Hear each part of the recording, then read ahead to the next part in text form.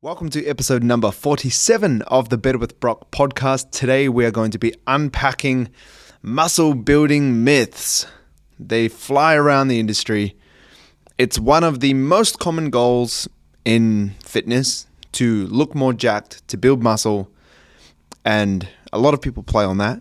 A lot of people have and I mean playing on it by like marketing and say, oh, you should do this, you should do that. Oh, how do I do that? Oh, you have to buy my product. Well, today I'm going to be pulling the veil off and revealing the BS behind muscle building myths so that you can just get on with it and start building muscle. So without further chat, without the intro stuff, let's get into it. The most important thing that we have to address first is the famous dirty bulk. If you don't know what a dirty bulk is, I'm glad for you because it's scarred a lot of people's, early days into lifting, especially mine. I was on the dirty bulk very aggressively when I was younger. When I first got into training, I was still at high school and I was young. I'm still young, but I was a teenager.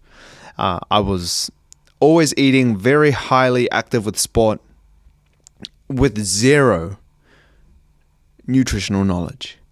And I had this idea in my mind, like many people do when they first start, eat big to get big. So me and my friend Rob, that got me into training, he had a bench press in his garage at home, so we'd do bench press. And then we started watching 300, one of the greatest movies of all time, which really pushed me through my lifting. We used to watch it and then Google research the Spartan workout because they were so jacked. Leonidas, his physique was we were like goals. So we looked at it, and then online their workouts were like jumping, lunges, push-ups. I remember getting introduced to Hindu push-ups, which we do in jiu-jitsu, which are called judo push-ups. And many other funky exercises that I bet you they did not do to get ready for this role in 300. They probably would have lifted weights. Maybe some of them would have jumped on a few saucy supplements, you could say. And they just looked like what we wanted to look like. So we did that, and we just used to eat. We used to get on our bike down to McDonald's and get something called a Hunger Buster from New Zealand. If you haven't had a Hunger Buster, you haven't lived. It's a Big Mac or a McChicken. You can swap it out, but the Big Mac was always better. And a cheeseburger, a chocolate sundae, chips, and a drink. So 2 burgers,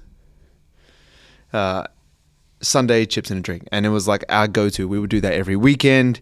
We didn't watch our macros, watch our calories. We just ate big to get big, whatever. So what ended up happening for me, especially, was I got bigger, but I just kind of got fatter until I remember looking at the YouTube video when I was a singer. You can still look it up on YouTube if you want to. Comment below if you do go find this on YouTube because it's quite funny. I sang Titanium when I was back in a boy band called Morehouse, and it looks like I have no neck. And I trained heavy traps because I didn't really know what I was doing. I just copied this guy at the gym who was doing heavy barbell shrugs, and I used to do it. I used to kill my lower back, but I just did it because he did it. And I had big traps, but I just had a lot of fat as well. And that was my dirty bulk. I would eat 8 Wheat Bix in the morning, sugar all over it, banana and sugar, and then I'd have a pretty good lunch at high school, sandwiches, can of creamed rice, fruit, can of tuna, maybe something like that. And then after school, I'd have these lasagna toppers. I'm not sure if I haven't seen them in so long, but it was like a lasagna, but it had what do you call it around the outside, crumbed. Yeah, it was crumbed lasagna. So I used to have 2 of those with 4 pieces of bread, so 2 sandwiches and just garlic butter on it and tomato sauce. I'd have that, then I'd have dinner, and then I'd have dessert, where my brother and I would have ice cream and put cornflakes and rice pops or rice bubbles, or Cocoa Pops in, and just stir it around until it was this, kind of like something you get from a frozen yogurt store. So my diet was atrocious, right? And I was just like lifting heavy and eating big. And that's what the dirty bulk is all about. It's about not caring about your macros or your calories. It's just about eat big to get big. You're always eating high calorie foods. You want sauce with that? Of course. Is that a rhetorical question? You want bread with that? Hell yeah. So you just keep throwing things on and just throwing things on. And you just create this huge calorie surplus. And you just end up getting really fat. And the thinking behind the dirty bulk was like, well, more calories equals more muscle, right? Like more food. Yeah. Just get real big. And a lot of the pro bodybuilders were doing that too. They were just like, they would take photos, and this was early in the fitness industry. They would take photos. They'd be at like In-N-Out Burger. They'd be like super jacked. They'd have a big gym pump, take their shirt off, big flex. Like if you're watching on YouTube, you can see me here. Like I'm flexing, look at the camera. And then down the bottom, like where their abs are, just below their abs, would be like 10 burgers and fries and drinks. And they'll be like, cheat meal, bro. And then everyone was like, whoa, you eat that and get big? That means I have to do that. Eat big to get big, bro. Yeah, man. And then it just kind of created this whole thing. And then the dirty bulk was born. And you know what? You can eat like that. If, like most people that were posting that, you are on exogenous testosterone, which is steroids or performance enhancing drugs. That really does help. And the thing is, sometimes those influencers wouldn't even eat those meals. It was just for the thumbnail, or it was just for the gram. And then they'd be like, all right, you finished with the photo? Okay, let me give the burgers to the rest of my friends. The dirty bulk is just, you just go nuts. You just eat whatever you want, whenever you want, and you keep training hard. And for some people, it will work. And for the some people is hard gainers, because hard gainers are people that struggle to gain weight. I fall into this category. I think I fell into this category when I was younger. And it's just when, like, you just don't eat that much, so you have to have those high calorie, highly tasty, foods to get calories in to make sure that you're getting in a surplus. But for most people, if they eat a dirty bulk diet, they're just going to gain a lot of fat. The truth is about muscle building, it's a slow process. And just because you're gaining weight does not mean you're gaining muscle.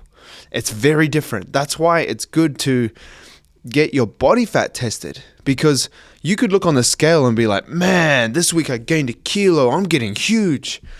But if you gained a kilo in a week, that does not mean that kilo is muscle mass.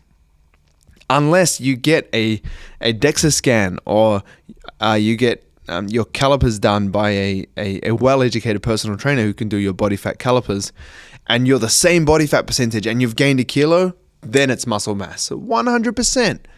But most likely, if you're gaining a kilo a week, you're getting fat. If you're advanced, if you're even intermediate, muscle gain is slow. It's very slow. It's painful. It's the worst part of lifting. As a natural athlete or a natural lifter, bodybuilder, whatever you want to call yourself, it's very slow. And it's challenging, because sometimes you're like, man, why am I even doing this? I'm grinding 5 days a week, 6 days a week. I'm weighing my meals. I'm doing this, I'm doing that. And it's just such a slow grind. That's just the nature of it, man. That's why it's important to fall in love with it, because fall in love with progressive overload, with getting stronger. Set yourself performance-based goals, because if you're just worried about your aesthetics, it can get quite disappointing the more you do it. I've been training for 15 years now. Do you think I'm gaining a kilo of muscle a week? I don't even know if I'm gaining a kilo of muscle a year. It's very hard the more you get advanced. And if you don't take performance enhancing drugs, it's even harder, because you have to do it. You have to get in a calorie surplus and just slowly chip away at building muscle. But the point I was getting at here is, just because you're gaining weight does not mean you're gaining muscle. The calorie surplus that you need is so small compared to what you think it is. You don't have to eat an extra meal per day. You don't have to eat an extra 1,000 calories per day. All you have to do is just eat above your maintenance by the slightest margin. And the margin that I like to do that by is by just 5% of your calories. 5% of your calories. Let me do the math right now. So my current calorie maintenance is around 3,500. So I'm currently eating 3,500 calories at maintenance because I just finished the fat loss phase, and I'm just chilling out at maintenance, eating. I'm eating 400 more calories, which is awesome. And if I go 3,500, which is my maintenance, and just give myself the smallest calorie surplus, it's 3,675. It's an extra 175 calories. That's nothing. It's absolutely nothing. It's so small, it's not even noticeable. That's like a piece of bread.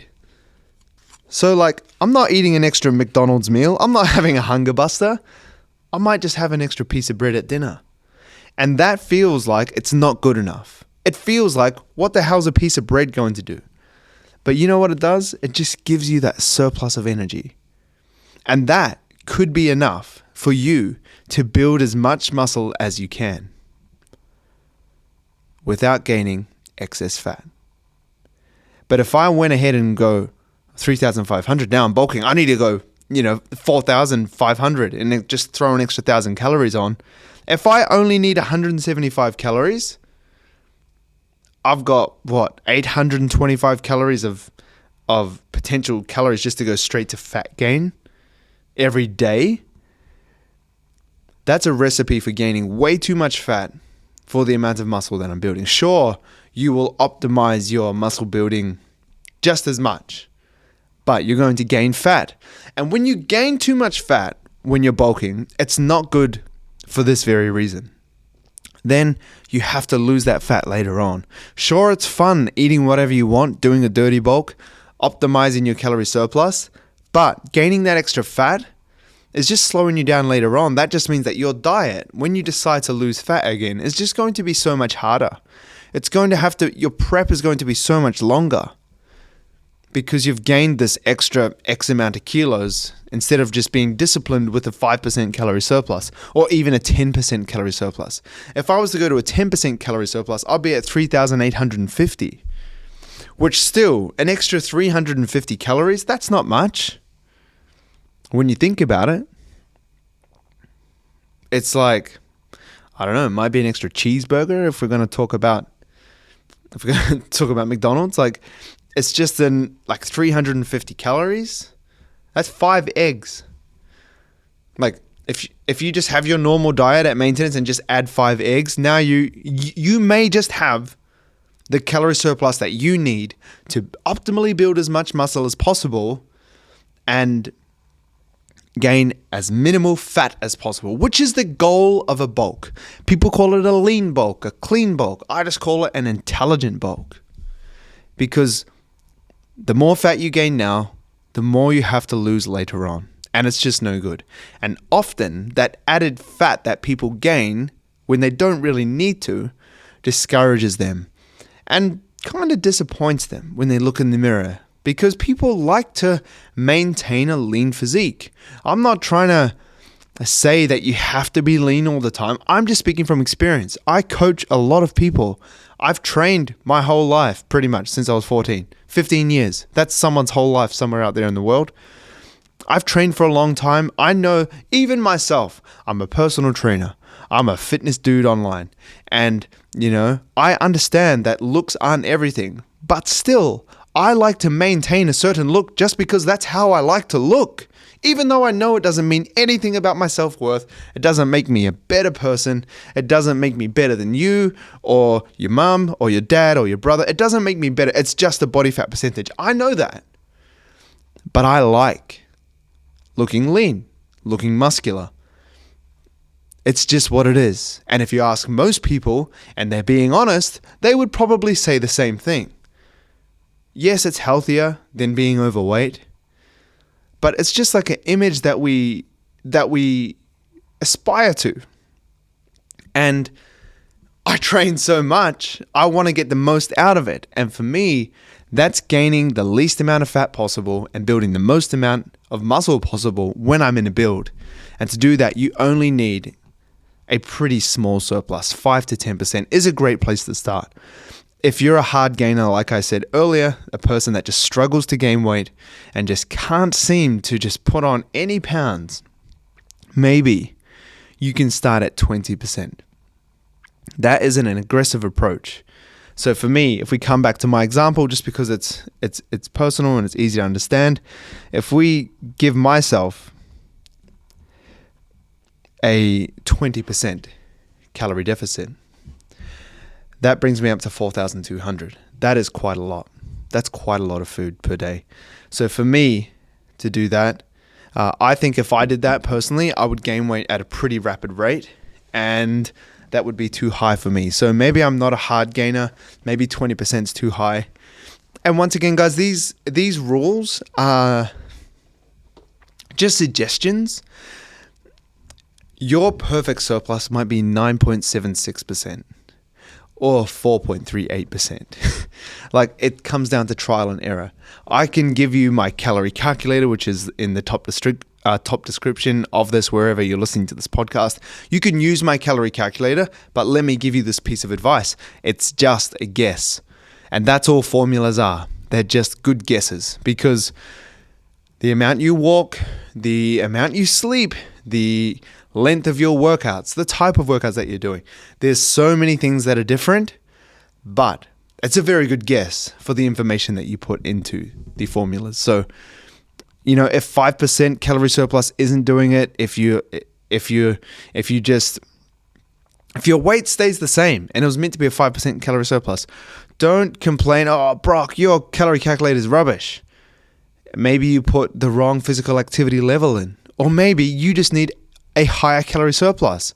So instead of just saying, "Oh, woe is me," just find the solution and give yourself more calories. Bump your calories up by 100, 150, maybe 200 calories. Stick to that for a week or two and see how you go. That is how you build muscle optimally. It's trial and error. Nothing is black and white. Nothing is exact. Except for like principles, like you need a calorie surplus, you need a deficit, you need maintenance for this and that. Those are pretty set in stone, but there are numbers and things like that.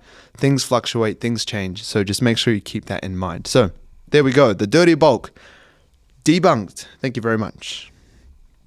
Secondly, low reps and heavy weight is a must for muscle building. That's what we've been told. You gotta lift heavy, bro. You gotta get under the bar and train to failure. It's out there. It's out there, but it's not true. I'm a big fan of lifting heavy weights in low rep ranges. That's my favorite way to train. I love it. I dig it. That's how I personally get strong. That's how many of my clients have gotten strong. And it's how most people get strong and build muscle. It's not the worst advice, but it is a myth, because you can build muscle with slightly lighter weights and more reps, as long as you take your training close to failure or to complete failure. The rep range, the weight that you lift, doesn't really matter as long as you get within 3, 2, 1 or 0 reps in reserve. If you don't understand what reps in reserve is, it's how many reps you have left in the gas tank. If you finish a set of bench press and you go, "Man, I could have got 3 more," but if I did 3 more, I'd definitely be done. The bar would be stuck. That's 3 reps in reserve. That is close enough to failure to build muscle. So is 2 reps in reserve, so is 1, and so is 0. So as long as you get there, your rep range and the weight that you lift doesn't really matter. The weight that you lift is obviously going to be relative to the reps that you do. You can't lift super, super heavy weights for your strength levels for 20 reps, because then it's not a super, super, super heavy weight. It may be super heavy for that rep range, but it's not a super, super, super heavy weight. So just keep that in mind with your training. Just because you're like on the bulk doesn't mean that you have to change your training from exactly what it is to, I have to go heavy. I have to do 2 reps, 3 reps, 4 reps, or else I'm not going to build muscle. That's not the case. It is smart when you are in a calorie surplus to pursue strength increases because you have this surplus of energy or surplus of calories behind you to help you recover, to help you perform, to help you get stuff done in the gym. So it is a good idea to lift heavier weights for low reps. But once you finish that for the first 1, 2, maybe 3 exercises of your workout, then you can go into more isolated movements where it makes sense to just increase the reps a little bit and decrease the weight a little bit. You don't have to do heavy weights all the time. For example, if you're going to do the dumbbell lateral raise, doing 3 reps on a dumbbell lateral raise doesn't feel the best. It kind of beats up your joints a bit. Shoulders feel a bit funny. Elbows feel a bit funny. That didn't feel that good. And you kind of like lift the weights up and then just drop down really fast as soon as they come up. That's not the best controlled eccentric that I've seen. But if you're lateral raising in between anywhere 8 to 20 reps, that seems to be a bit of a better rep range for that exercise, and you might get more gains for it. You might bulk your shoulders more successfully with that rep range for that exercise. So context matters. However, opening the workout with some heavy overhead presses or heavy bench press, heavy squats, heavy deadlifts for 2, 3, 4, maybe even 5 reps, that's a great idea. You're going to get stronger, you're coming in fresh, so you're using your peak amounts of energy to lift the heaviest amounts of weight for the biggest compound exercises. And then as you fatigue and get into more isolated movements where you're breaking specific muscles down, you can decrease the weight and lift lighter loads for lateral raises, Y raises, cable Y raises. Maybe you're doing tricep push downs. Doing tricep push downs for 3 reps, 4 reps. You could probably get more out of it from doing somewhere between 8 to 15 to 20 reps. These exercises, there are certain exercises, and this comes with experience that I have from being a coach for so long and training for so long, and you may develop this as you continue to pursue your body transformation, but certain exercises just lend themselves towards certain rep ranges, just from a practical perspective. So you don't have to lift low reps and heavy weight to build muscle. You can build muscle from anywhere between 3 reps and 30 reps. That's a big range, and the context which helps you decide what rep range to do is like, do you want to get stronger? Do you want to work on strength endurance? Do you want to just focus on hypertrophy? What exercise are you doing? How fresh are you feeling? Do your joints feel good when you do this exercise and that exercise? There's a lot of context and nuance in between deciding what rep range to do, which is why I always recommend, if you don't know too much about programming, obviously you can go and learn and do courses like I have and seminars and study it. Or you can hire a coach to do so. Obviously, how did that fly get in there? Obviously, if you want me as your coach to do that, I can. And you can check out the link in the description, which takes you to my plans page. Moving on to high protein diets to build muscle. A lot of people, when they start bulking, think, I need to get even more protein to build even more muscle. But it's just not the case. It's not the case. Protein is like, it's like your best friend. It's always there. It's always consistent, just always there. Through good times and bad times, you can always lean on protein. It's always going to be there. You want to keep it the same every time. You want to keep it high, always, whether you're cutting or whether you're building. It just stays the same. And if you increase it even more, you might just be trying to cover your ass and just make sure that you have enough protein. But when you have the calories that you need to hit for your calorie surplus, and you have the protein that you need to hit in the fats and your carbs, if you bump up your protein a bit higher, something else has to come down. Your fats or your carbohydrates. And let's say you take fat off. That might just be fine. Let's say you take carbohydrates off though. That might, like, because you're in a calorie surplus, you have a surplus of energy. It might not affect you too much because you're just bumping up your protein by 50 grams. It's a couple hundred calories. But if you have that extra protein because you're just trying to I think I need more protein for this bulk, and your carbohydrates are lower, maybe your performance will drop. Maybe, you'll have less energy, less focus, less productivity. Your recovery might be impaired. Maybe not. Maybe it'll just be fine. It's not a big deal. If you have more protein, it's not the worst thing in the world, but it is a myth to build more muscle. If you just keep having more and more and more protein, that doesn't mean you're just going to build more and more and more and more muscle. That's not how it works. If you've maxed out your protein, you just kind of having extra protein instead of something else. And having it instead of something else doesn't really matter too much from a perspective of how your body operates, although you just have less carbs or less fat and more protein.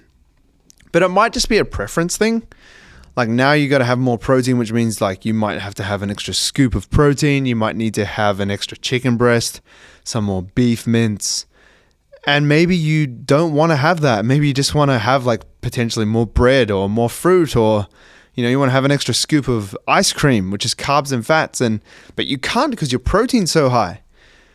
Just keep your protein where it needs to be, a high protein diet. And that can be anywhere from 1.5 grams of protein per kg of body weight, or all the way up to the higher end of 2.5 grams per kilo of body weight. But even then, that's pretty high. That is where I eat. I like to kind of make sure I'm getting enough protein. I like to max it out. But also, I'm doing quite a lot of training. I'm lifting weights 5 times per week, but I'm also doing jiu-jitsu 3 times a week, 3 90-minute sessions, which are pretty grueling. So I want to just make sure, because I'm moving my body so much, that I'm sparing enough muscle mass. And if you are leaner, it is a good idea to be on the higher end of protein, because body fat is muscle sparing. So people that are obese can be on the lower end of protein because they have so much body fat that's going to protect their muscle mass. If your body's in a deficit and you're obese, your body's going to use that body fat as energy, not muscle.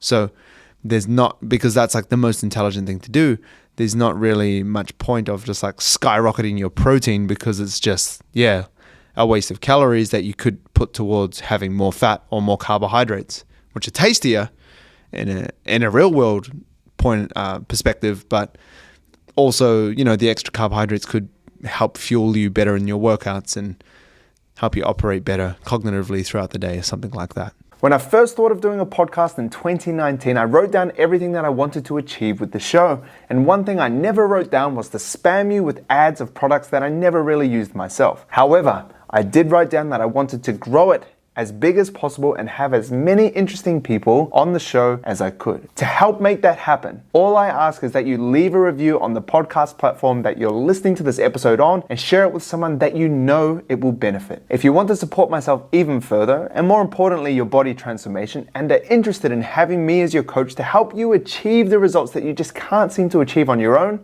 you can visit teamrockashby.com to see what program fits you best. Back to the show. Another myth that's been debunked quite a lot lately is having your protein shake or just your source of protein straight away after training.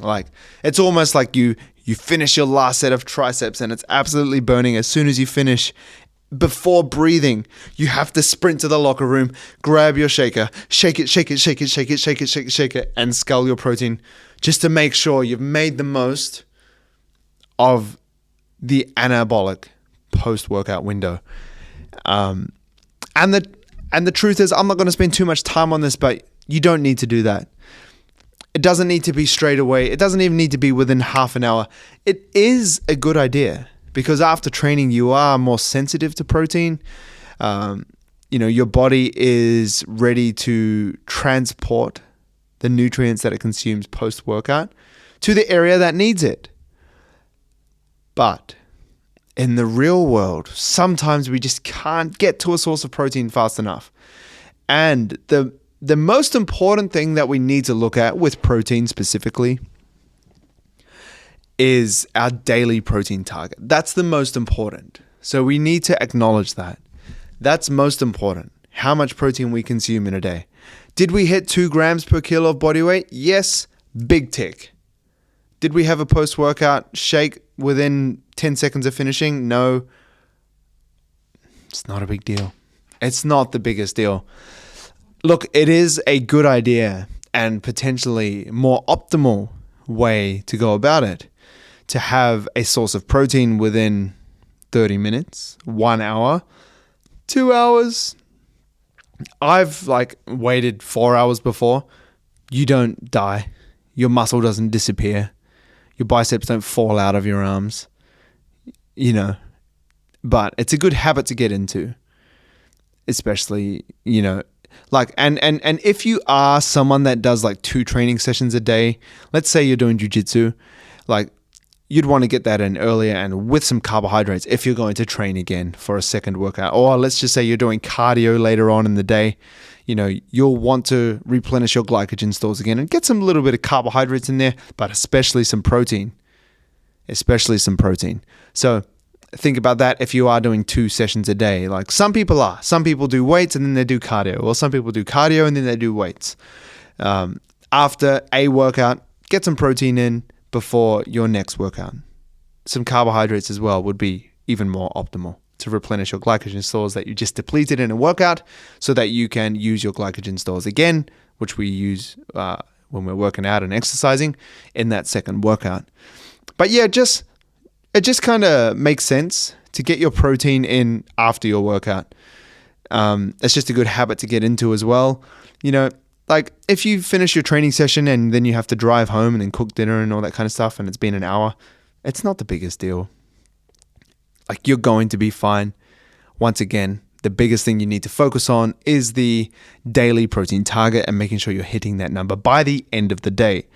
There is a caveat there, because there is some optimal ways of getting constant feeding of protein throughout the day. So a good rule of thumb, if you have a protein target of 2 grams per kilo of body weight. So I'm just going to go by me because that's an easy example. 180 grams of protein is my, it's pound of, a gram of protein per pound of body weight, or 2 kilos, 2.2 grams of protein per kilo of body weight. 180. It's around 180, 200. Let's just say 200, right? 200 grams of protein that I need to hit by the end of the day to hit my protein target, which is the most important thing. The second most important thing underneath that, if we're getting in the details of muscle building, is the feedings. Meal frequency in between. Feedings makes you kind of sound like a rat or like a pet. Oh, I'm having a feeding. That's pretty weird. But that's kind of how they talk about it in research, protein feedings. So that's kind of how I was thinking about it. But let's just say meals. Meal frequency. How often we should have that. The research is kind of 4 meals is the best place. Having 5, 6, people used to think 8 meals a day would stoke the metabolism. The research just kind of debunked that and said that's not really true. You can, as long as you hit your daily calories and daily protein, that's really all that matters. That's the most important thing. But then they were if you want to be optimal, you could have somewhere between 0.4 grams of protein per kilo of body weight, or 0.55 grams grams of protein per kilo of body weight. Hope you're still following me, per meal. So, and then once you find that, you're well, how many meals would that be for me? And then you have those amounts of meals. Or you could just go, all right, the optimal amount of meals that I should have is 4. It's around 4. So you could have 3, you could have 5, 3, 4, 5. It's still going to be fine as long as you hit calories and protein and everything else. So let's say we need to hit 200 grams of protein and in 4 meals. I need to have 50 grams per day. 50 grams per meal if I'm having 4 meals. That is going to be more optimal than having 2 meals of 100 grams because I have those constant feedings throughout the day. So that's something to think about with like hitting your protein. If you can't hit it straight away, it's not the biggest deal. Have you hit your protein target? And then have you hit constant protein meals throughout the day? I could have 4 meals of 50 grams or I could have 5 meals of 40 grams. It really just depends. Personally, what I like to do, like on a day-to-day basis, my target is 225 grams of protein at the moment. And I probably have around 4 meals per day. I wouldn't say they're the most optimal at the moment. I just kind of like go with what is happening. Like if I go through my MyFitnessPal right now, just to give you like an idea of how it doesn't really matter. Really. It does and it doesn't. So yesterday, my first meal was 88 grams of protein. That was breakfast. And then my second meal was 62. So keep in mind, I'm going for 225. My third meal was 67.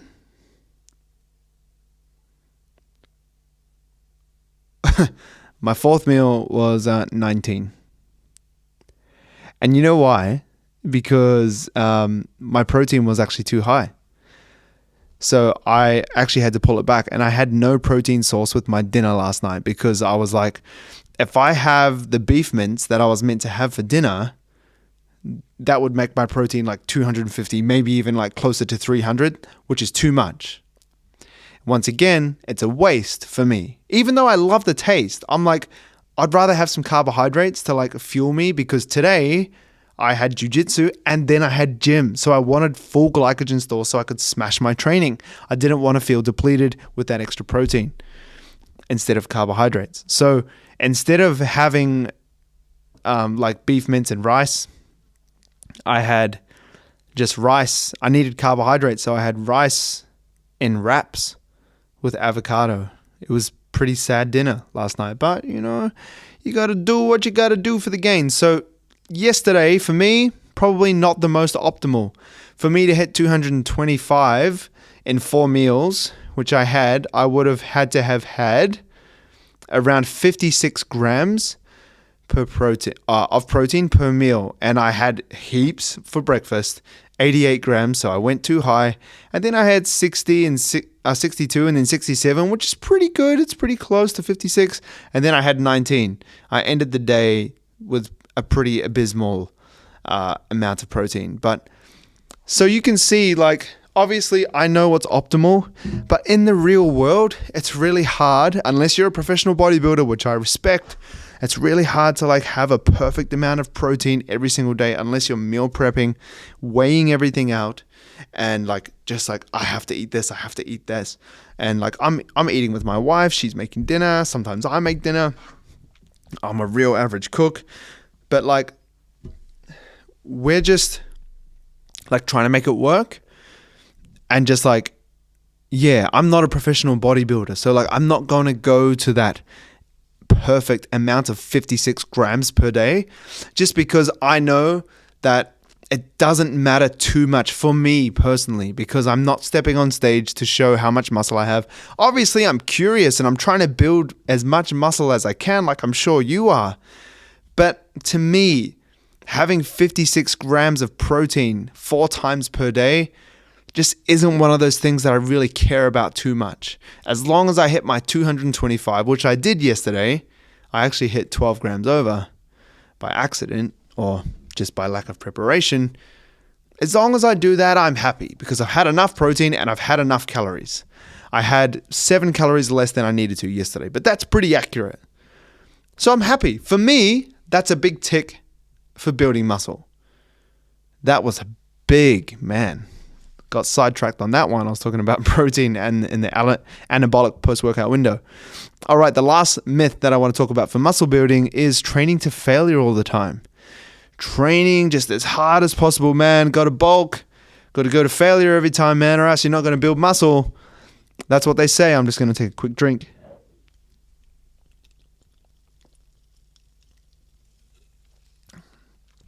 Oh, yeah. You know, that's what people say. It's what I heard a lot when I was at high school, just learning the ropes of lifting. I didn't actually have a personal trainer. I just learned from my friend, Rob. I just did what all the big rugby boys did in the gym. I was just a classic, person that I kind of make content for. I was just lost, just doing what the big boys do. And it, to be honest, it didn't really work that much. I could have gotten a lot better results if I was more detailed. But anyway, they just train to failure all the time because that was what you do, bro. It's just, you just train to failure. That's the manly thing to do. Be a real man and train hard and rugby and chicks. It was a lot of that environment. So I was like doing a lot of that, just lifting heavy this, heavy that, going to failure till I was shaking. I'll do tricep dips until I couldn't, I was like shaking like an old car. And then I'll do leg extension until my legs literally couldn't move. And then I'll do calf raises until I couldn't walk. And I'll do shoulder presses until I couldn't lift my arms. I was just like battering myself in the gym. And don't get me wrong, training to failure has its place. But you don't need to train to failure every workout, for every set, for every exercise. You're going to get too burnt out. If you're going to true muscular failure in every set of every exercise, in every workout, you're going to smash yourself. It's going to be very hard to recover from, especially if you're training 4 times or more. If you have an intelligent split, it may work, but you're going to need time to recover. So what I like to do, instead of training to failure all the time, is to train more intelligently and actually ramp up the intensity. But before I kind of talk about my approach, I want to acknowledge why training to failure all the time doesn't really work. So if you train to failure, right, and you're like really sore, you can't walk for a week, your legs are just crazy sore, can't sit down, it hurts. Like someone like accidentally kicks you while you're sleeping, like your girlfriend, and then it's just like absolutely painful because your quads are still recovering. If that's happening, you're actually stopping yourself from getting into the gym if you're too sore. Like, that's why, as a personal trainer, you don't just want to smash your client until you see them again, because then they can't train until they see you again a week later. So you just don't want to do that. If your muscle soreness is so hard you can't train for an entire week, you've overdone it. And you're slowing down your progress because you're only training that body part once per week. The research tells us we should probably train it at least 2 times per week, potentially 3, depends on the person. Maybe even 4, depends on your goals. So if you want to train to failure, the way that I like to do it so it doesn't get in your way and you're not so sore that you can't train and then you just like hate the gym and give up because it's so sore. Like, I remember I took it quite easy. I trained this Indian lady and she trained with me for a while. But the first session that she had with me, she like complained because she said she was so sore. Like so sore. She couldn't walk for a week. She saw a doctor. She took certain pills. And for me, I just thought it was absolutely crazy because like we did like body weight squats, body weight lunges. But she was so sore that she couldn't train for it was like 2 weeks. And I probably should have read the situation a bit better. But we did literally like 3 sets of 8 of like body weight squats. And then like we may have done split squats or maybe some leg extension. I can't even remember, but it was her quads. She said they were like sore to touch. So for me, I acknowledge that error. But she was so deconditioned that even doing body weight squats, like just like squatting down and standing up with no weight, and then doing leg press, which was probably like 14 kilos or 21 kilos, like so light that, you could easily bicep curl it like 50 times. It made her so sore that is not what we want, because it stops you from training, it stops you from progressing, it stops you from, especially as a beginner, like getting used to training and developing the skill of training. Because training is a skill. It's like if you're learning new exercises, the more you can do them, the more comfortable you become with them. And then when you're more comfortable with exercises, you can get stronger on them. So if you're a beginner and then you just get so sore you can only train once a week, and then I'm training a beginner and I'm doing a better job than I did with this Indian lady, and I'm like training this person 3 reps away from failure, maybe 5 reps away from failure, just to be safe with this beginner, and they're coming in and they're doing the same workout because they're a beginner, like 3 times a week. Over 1 month, they're going to do an exercise 12 times, and you're going to do them 4. If you train chest once a week and you're doing the dumbbell chest press on week 1, and then again week 2, and again week 3, and again week 4, you're doing it 4 times per month. If this beginner that I'm training is doing it 3 times a week and they're a bit further away from failure, they're going to do it 12 times in a month.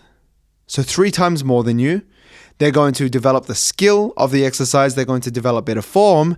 And then with that repetition, they're also going to get stronger in that exercise because they're exposed to that exercise and the stimulus of that exercise more.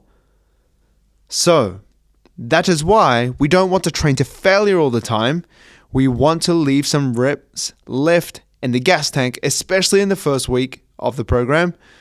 And then we can ramp it up as we continue to move forward. We can do, this is how I like to do it, 2 to 3 reps in reserve for the first week.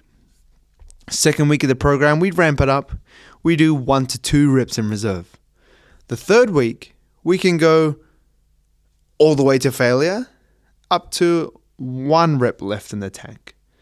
And then in that last week, I want to see you training to failure quite often, because it's the last week of the program. We just really go for it. We smash ourselves.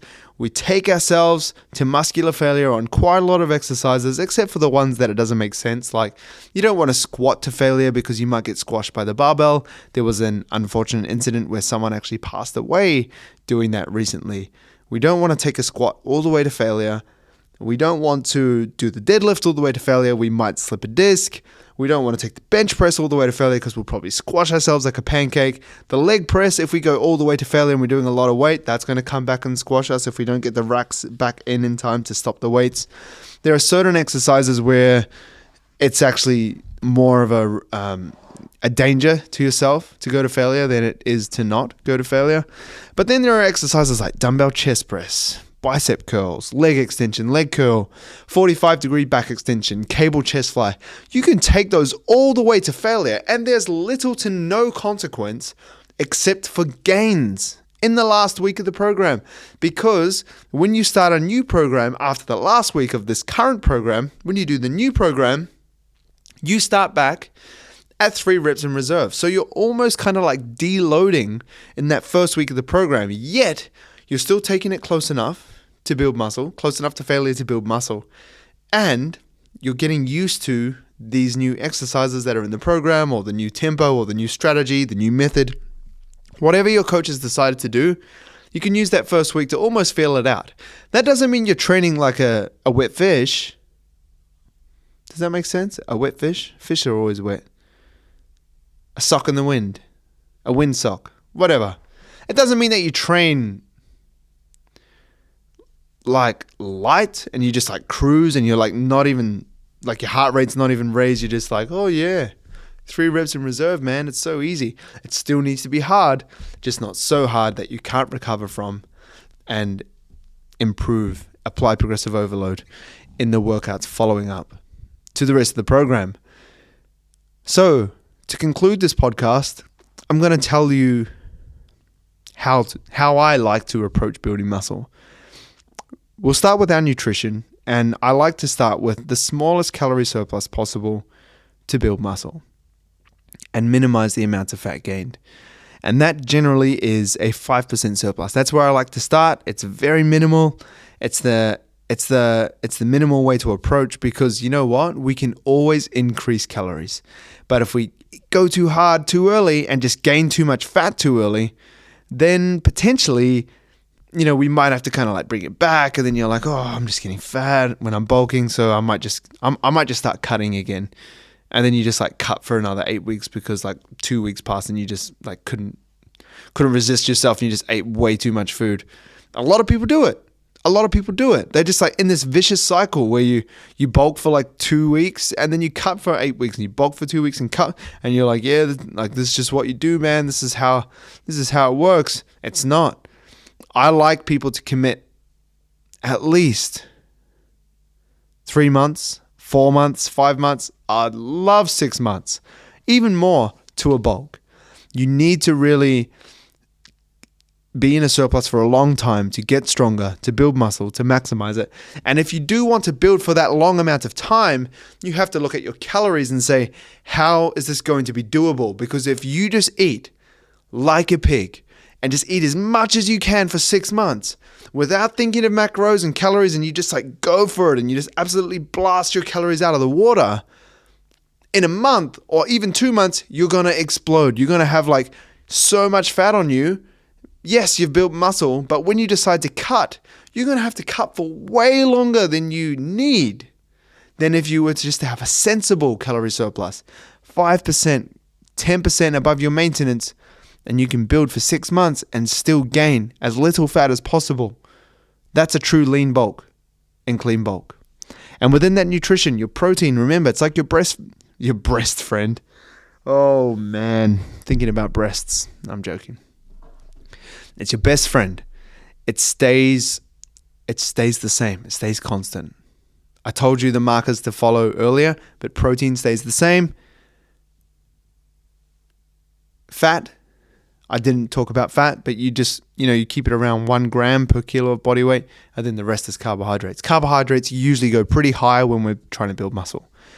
That's your nutrition. Supplements, I like creatine. Take it. It's good. I've talked about it before. I won't bother. Training stays the same. You don't have to go low reps and heavy weight. You can continue training the way you are. Low reps and heavy weight is good for the opening exercises that are generally compounds and heavy. You want to do them when you're fresh and feeling good. It's a good idea to do your low reps, heavy weight early on in the session. But that doesn't mean you can't do lighter weights as well, so don't write them off. You can do lateral raises, bicep curls, tricep extensions, tricep cross cable extensions, push downs, push-ups for 20 reps, 25 reps, 30 reps. If you want to, you can build muscle anywhere between 3 reps and 30 reps. You don't have to do low rep heavy weight just because you're bulking, bro. Get out of that mindset, because that sort of training does beat up your joints too. When you're lifting heavy, okay, if you have good form, it is going to target your target muscles, but know that heavy lifting can be taxing on your joints. I'm not saying it's bad for you. I'm not saying you're going to get injured, but if you just do that lifting all the time, I've done it before. I've taken my strength training sessions for too long, strength training phases for too long, like 4 weeks, 8 weeks, 12 weeks, just strength training. I developed sore wrists, I developed sore elbows, sore shoulders from doing too much heavy work and not enough work where my joints and connective tissues are getting rests by doing those hypertrophy rep ranges. That's training. Okay? With steps, you don't need to blast 10,000, 12,000, 20,000 steps per day. Anywhere above, I like my clients that are building to sit between 8 to 10,000. Because if you're blasting your steps, 20,000 a day, 15,000 a day, that's just calories that you have to eat back. And that might be fun for you for a while, because you're like, man, I get to eat so many calories and I'm doing so many steps. But it does get tiring, eating a lot of food all the time. And then you may just get so sick and tired of eating because your steps are so high that you kind of get over a surplus and you're like, oh man, I just want to go to maintenance, and then you just kind of like give up on your bulk. Just try to limit them between 8 to 10,000. I'm not saying that if someone asks you to go for a walk, you turn them down because you're like, nah bro, I'm bulking. Still go for a walk, still live your life. But just look at your weekly average and keep it between 56,000 to 70,000, because if you're doing a lot of steps, that's extra calories that you're burning that you're going to have to consume later on to make that up, to make sure that you get into your calorie surplus. I hope this has helped you. This is, Brock Ashby debunking the muscle building myths. I hope it's been good. Let me know if you found this helpful. Drop me a comment, send me an email, team@teambrockashby.com. If you have any other topics that you want me to cover, I have reached out to many people to jump on the podcast, so hopefully we get some people on and have some interesting conversations. Though I do like these solo podcasts and I hope they bring you value. Thank you very much, team. I will talk to you soon.